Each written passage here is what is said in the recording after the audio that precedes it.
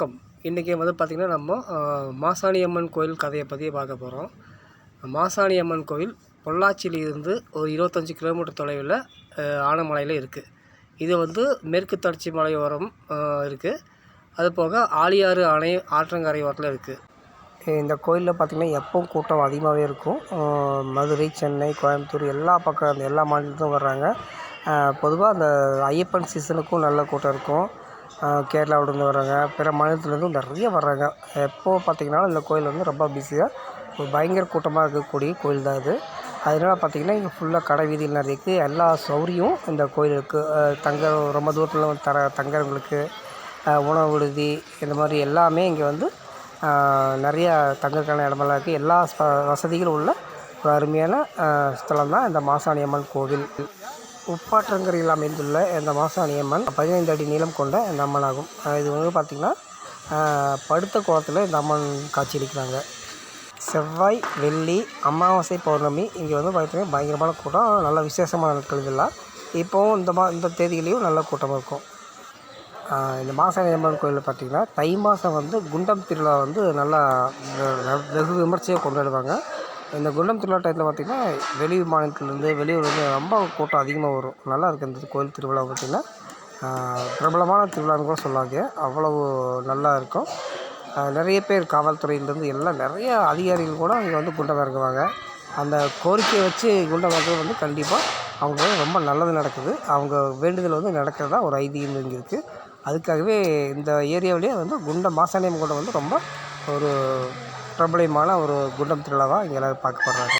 இந்த கோவிலில் பிற தெய்வங்களில் பார்த்திங்கன்னா மகாமுனியப்பன், நீதிக்கல், பைரவர், மைசாசுரவர்தினி, துர்க்கை அம்மன், விநாயகர், சப்தகன்னிமார்கள் எல்லா சாமி இங்கே இருக்குது. அது போக ரொம்ப முக்கியமாக பார்த்திங்கன்னா நீதிக்கல் அப்படின்ற ஒரு விஷயம் இருக்குது. இது வினோதமான வழிபாடு சொல்லுவாங்க. அந்த நீதிக்கல் என்னென்னா நம்ம வீட்லேயோ இல்லை நமக்கு சொந்தக்காரங்க யாரோ ஒருத்தர் நம்ம வீட்டிலேருந்து பொருட்காலம் எடுத்து போயிட்டாலோ திருடப்பட்டாலோ இங்கே அந்த எடுத்தவங்க திருப்பி கொண்டு கொடுத்துடணும் அப்படின்னு போட்டு ஒரு மிளகா அரைச்சி இந்த கோயிலில் அந்த நீதிக்கல் மேலே பூசுவாங்க. அப்போ நம்ம எடுத்தவங்க திருப்பி கொடுத்துருவாங்க. இல்லாட்டி அவங்களுக்கு ஏதோ அந்த அறிகுறி இவங்க தான் அப்படிங்கிறத நமக்கு காமிக்கும் அப்படிங்கிற மாதிரி ஒரு விஷயம் இந்த கோயிலில் நடக்குதுங்க. காலகாலமாக நடந்துட்டுருக்குது. அதான் நீதிக்கல் அப்படின்னு சொல்லிட்டு அந்த வைக்க வச்சுருக்காங்க. அது கண்டிப்பாக அது நடக்கும். வரலாற்று கலக்கலில் அந்த ஆனமலை பகுதியை நன்னூர் அப்படின்னு சொல்லுவாங்க. ஏன்னா அங்கே நன்னூரான் அப்படிங்கிற ஒரு மன்னர் தான் இந்த பகுதியை ஆண்டிருக்காங்க. இந்த பகுதியில் பார்த்திங்கன்னா அவருடைய பெரிய மாந்தோப்பு ஒன்று இருக்குது. அந்த மாந்தோப்பில் அந்த பழங்கள் யார் பறித்தாலும் சாப்பிட்டாலும் அவங்களுக்கு மரண தண்டனை அறிவிச்சிருந்தார். நன்னூர் மன்னுடைய படைத்தளபதி கோசருக்கு பார்த்திங்கன்னா சயனி அப்படிங்கிற ஒரு பொண்ணு இருந்தாங்க.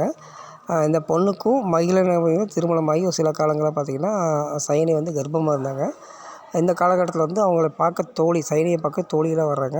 தோழி நம்ம சின்ன வயசில் ஆத்தங்கரில் தண்ணியில் விளையாடலாம் அப்படின்லாம் பேசிகிட்டு இருக்கும்போது அந்த சயனிக்கும் அந்த மறுபடியும் தண்ணியில் விளையாடணும்னு ஆசையாக இருந்துச்சு.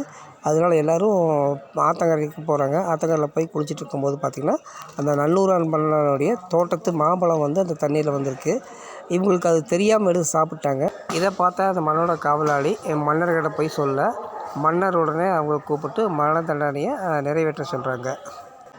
இதை அறிந்த சயனியின் கணவர் மகிழன் மன்னரிடம் போய் தண்டனையை நிறைவேற்ற வேண்டாம் என்று கேட்டுக்கொள்ள அதை மறுத்த மன்னன் தண்டனையை நிறைவேற்றுகிறார். சயனியின் கணவர் மகிழன் ஆத்திரமடைந்து மன்னனை கொன்றுவிடுகிறார்.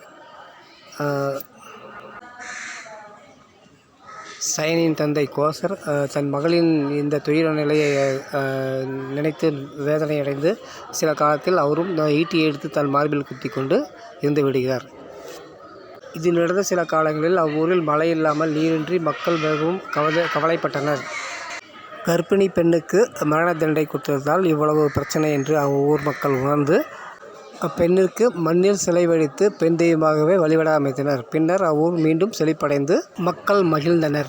பின்பு சயனி மாசாணி அம்மனாக மாறி அனைத்து மக்களுக்கும் அருள்பாலிக்கிறாள்.